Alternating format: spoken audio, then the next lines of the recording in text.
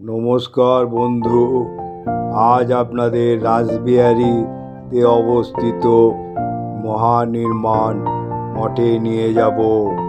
ভগবান শ্রী নিত্যগোপাল দেবের জন্ম রবিবার 13ই চৈত্র 1261 খ্রিস্টাব্দে এপ্রিল 1856 সালে ব্রহ্ম মুহূর্তে বা ভোরবেলায় যোগাচার্য শ্রী শ্রীমৎ স্বামী জ্ঞানানন্দ অভ্যুতার তিনি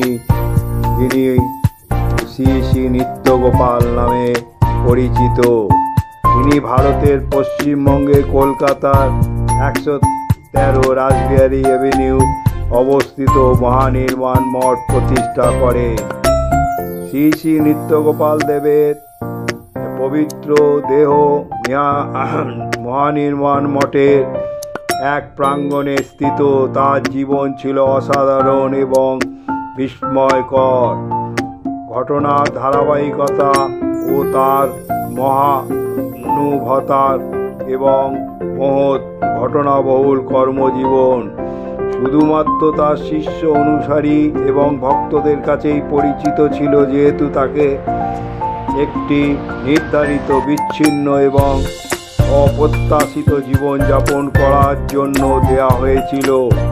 এমনকি তার বাল্যকাল তিনি নিজেকে সমস্ত আহার্য সুখ ও আরামকে অস্বীকার করেছিলেন এবং 16 বছর বয়সে নিজের পরামর্শ শ্রীমৎ স্বামী ব্রহ্মানন্দ ও অধাতুর দ্বারা দীক্ষিত হয়। পরম ত্যাগের সুখী জীবনের জন্য নিয়ে যান তিনি হিমালয় বিকাশ লাভ করেছিলেন। 19 শতকের মাঝামাঝি বেলুচিস্তানে হিন্দুদের একটি পবিত্র স্থান ও শতাব্দী পরমাচার্য মহারাজের 4 জন সন্ন্যাসী শিষ্য ছিল।